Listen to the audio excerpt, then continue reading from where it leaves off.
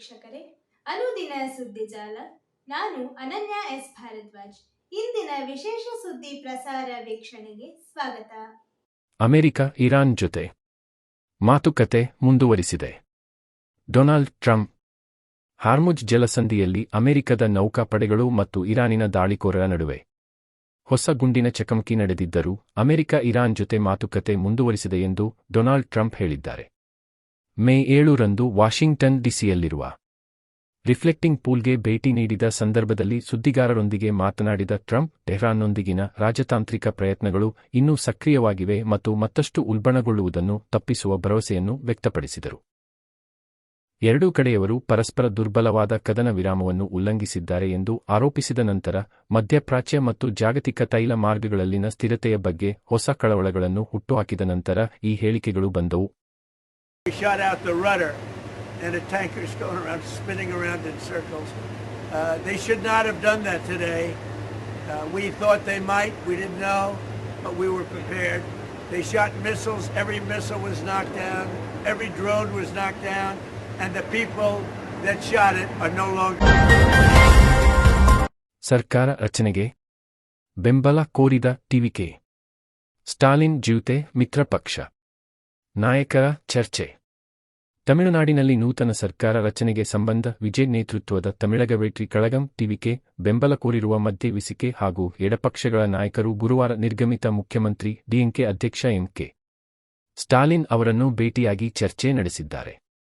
ಡಿಎಂಕೆಯ 3 ಮಿತ್ರಪಕ್ಷಗಳು ಶುಕ್ರವಾರ ಪ್ರತ್ಯೇಕವಾಗಿ ಸಭೆ ಸೇರಿ ಟಿವಿಕೆ ಕೋರಿಕೆಯ ಕುರಿತು ನಿರ್ಧರಿಸಲಿವೆ ಎಂದು ಸ್ಟಾಲಿನ್ ಅವರೊಂದಿಗಿನ ಭೇಟಿಯ ಬಳಿಕ ವಿಸಿಕೆ ಮುಖ್ಯಸ್ಥ ತೋಲ್ ತಿರುಮಾವಲವನ್ ತಿಳಿಸಿದ್ದಾರೆ.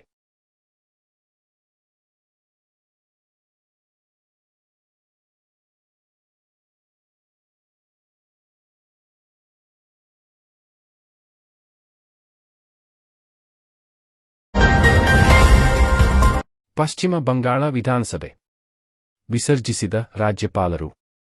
ಪಶ್ಚಿಮ ಬಂಗಾಳದ ರಾಜಕೀಯ ಹಗ್ಗಜಗ್ಗಾಟಕ್ಕೆ ಅಂತಿಮವಾಗಿ ತೆರೆ ಬಿದ್ದಿದ್ದು ವಿಧಾನಸಭೆಯನ್ನು ಗುರುವಾರ ವಿಸರ್ಜಿಸಲಾಗಿದೆ. ಮುಖ್ಯಮಂತ್ರಿ ಸ್ಥಾನಕ್ಕೆ ರಾಜೀನಾಮೆ ನೀಡಲು ಮಮತಾ ಬ್ಯಾನರ್ಜಿ ನಿರಾಕರಿಸಿದ ಬೆನ್ನಲ್ಲೇ ರಾಜ್ಯಪಾಲ ಆರ್.ಎನ್. ರವಿ ಇಂದು ಸಂಜೆ ರಾಜ್ಯ ವಿಧಾನಸಭೆಯನ್ನು ವಿಸರ್ಜಿಸಿ ಆದೇಶ ಹೊರಡಿಸಿದ್ದಾರೆ. ವಿಧಾನಸಭೆ ಅವಧಿಯು ಗುರುವಾರ ಮುಕ್ತಾಯಗೊಳ್ಳಲಿರುವ ಹಿನ್ನೆಲೆಯಲ್ಲಿ ರಾಜಭವನ ನಿನ್ನೆ ಹೊರಡಿಸಿದ್ದ ಪತ್ರವನ್ನು ಗುರುವಾರ ಸಂಜೆ ಅಧಿಕೃತವಾಗಿ ಪ್ರಕಟಿಸಿದೆ. ಸಂವಿಧಾನದ 174ನೇ ವಿಧಿ ಅನ್ವಯ ತಮಗೆ ನೀಡಿರುವ ಅಧಿಕಾರವನ್ನು ಬಳಸಿ ರಾಜ್ಯಪಾಲರು ಮೇ 7ರಿಂದ ಜಾರಿಗೆ ಬರುವಂತೆ ಪಶ್ಚಿಮ ಬಂಗಾಳ ವಿಧಾನಸಭೆಯನ್ನು ವಿಸರ್ಜಿಸಿದ್ದಾರೆ. ವಿಧಾನಸಭಾ ಚುನಾವಣೆಯಲ್ಲಿ ತೃಣಮೂಲ ಕಾಂಗ್ರೆಸ್ ಪಕ್ಷಕ್ಕೆ ಭಾರೀ ಹಿನ್ನಡೆಯಾದ ನಂತರವೂ ಮಮತಾ ಬ್ಯಾನರ್ಜಿ ರಾಜೀನಾಮೆ ನೀಡಲು ನಿರಾಕರಿಸಿ ದೊಡ್ಡ ವಿವಾದವನ್ನೇ ಸೃಷ್ಟಿಸಿದ್ದರು. ಪತ್ರಿಕಾಗೋಷ್ಠಿಯಲ್ಲಿ ಮಾತನಾಡಿದ್ದ ಅವರು, ನಾನು ಚುನಾವಣೆಯಲ್ಲಿ ಸೋತಿಲ್ಲ, ಆದ್ದರಿಂದ ರಾಜಭವನಕ್ಕೆ ಹೋಗುವುದಿಲ್ಲ ಮತ್ತು ರಾಜೀನಾಮೆ ಸಲ್ಲಿಸುವುದಿಲ್ಲ. ಬಿಜೆಪಿಗೆ ಸಿಕ್ಕಿರುವ ಬಹುಮತ ಜನರದ್ದಲ್ಲ, ಅದು ಮತಗಳ ಲೂಟಿ ಎಂದು ಆರೋಪಿಸಿದ್ದರು. ಮಮತಾ ಬ್ಯಾನರ್ಜಿ ನಡೆಗೆ ಬಿಜೆಪಿ ನಾಯಕರಿಂದ ತೀವ್ರ ಆಕ್ರೋಶ ವ್ಯಕ್ತವಾಗಿತ್ತು. ಚುನಾವಣೆಯಲ್ಲಿ ಸೋತ ನಂತರವೂ ಅಧಿಕಾರದಲ್ಲಿ ಮುಂದುವರಿಯಲು ಯತ್ನಿಸುತ್ತಿರುವ ಅವರನ್ನು ಕೂಡಲೇ ವಜಾಗೊಳಿಸಬೇಕು ಎಂದು ಬಿಜೆಪಿ ನಾಯಕರು ಆಗ್ರಹಿಸಿದ್ದರು. ಶೃಂಗೇರಿ ವಿಧಾನಸಭೆ ಅಂಚೆ ಮತ ಚುನಾವಣಾ ಆಯೋಗಕ್ಕೆ ರಾಜೇಗೌಡ ಮೊರೆ. ವಿಧಾನಸಭೆಗೆ 2023ರಲ್ಲಿ ನಡೆದಿದ್ದ ಚುನಾವಣೆ ವೇಳೆ ಮಾನ್ಯವಾಗಿದ್ದ ಅಂಚೆ ಮತಪತ್ರಗಳು ಈಗ ದಿಢೀರ್ ಅಮಾನ್ಯವಾಗಿರುವುದರ ಹಿಂದೆ ದೊಡ್ಡ ಷಡ್ಯಂತ್ರ ನಡೆದಿದೆ. 201 ಮತಗಳ ಅಂತರದಿಂದ ಗೆಲುವು ಕಂಡಿದ್ದ ನನಗೆ ಇಂತಹ ಅನ್ಯಾಯವಾದರೆ 1 ಮತಗಳ ಅಂತರದಿಂದ ಗೆದ್ದವರ ಸ್ಥಿತಿ ಏನು? ಅಂಚೆ ಮತಪತ್ರ ತಿದ್ದಿರುವ ಪ್ರಕರಣದ ಸಮಗ್ರ ತನಿಖೆ ನಡೆಸಬೇಕು ಎಂದು ಶೃಂಗೇರಿ ಕ್ಷೇತ್ರದ ಮಾಜಿ ಶಾಸಕ ಟಿ. ರಾಜೇಗೌಡ ಒತ್ತಾಯಿಸಿದರು. ರಾಜ್ಯ ಮುಖ್ಯ ಚುನಾವಣಾಧಿಕಾರಿಯನ್ನು ಗುರುವಾರ ಭೇಟಿ ಮಾಡಿ ಮನವಿ ಸಲ್ಲಿಸಿದ ನಂತರ ಸುದ್ದಿಗಾರರ ಅವರು ಜತೆ ಮಾತನಾಡಿದರು. ನನಗೆ ಬಿದ್ದಿದ್ದ ಅಂಚೆ ಮತಗಳನ್ನು ವ್ಯವಸ್ಥಿತವಾಗಿ ತಿದ್ದಲಾಗಿದೆ. ಮೋಸದಿಂದ ಸೋಲಿಸುವ ಕೆಲಸ ಮಾಡಿದ್ದಾರೆ. ಹೈಕೋರ್ಟ್ ಆದೇಶದ ಮೇಲೆ ಮೇಲ್ಮನವಿ ಹೋಗಬಹುದಿತ್ತು. ಆದರೆ ಅಂಚೆ ಮತಪತ್ರಗಳನ್ನು ತಿದ್ದಿರುವ ಸುಳಿವು ಅನುಮಾನ ಇರಲಿಲ್ಲ. ಮರು ಎಣಿಕೆ ಮೇಲೆ ನಂಬಿಕೆ ಇತ್ತು. ಅಮಾನ್ಯವಾಗಿರುವ ಎಲ್ಲ ಅಂಚೆ ಮತಪತ್ರಗಳನ್ನು ವಿಧಿವಿಜ್ಞಾನ ಪ್ರಯೋಗಾಲಯಕ್ಕೆ ಕಳುಹಿಸಬೇಕು. ಕೆಲವರು ಈ ರೀತಿಯ ಕೃತ್ಯ ಮಾಡಿದ್ದಾರೆ.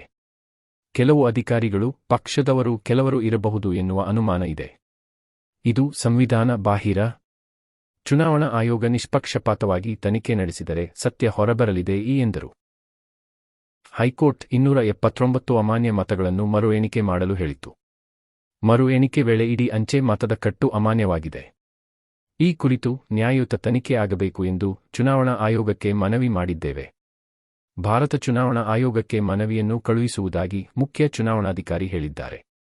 ಯಾವ ಪಕ್ಷದವರಿಗೂ ಈ ರೀತಿಯ ಅನ್ಯಾಯ ಆಗಬಾರದು ಎಂದರು.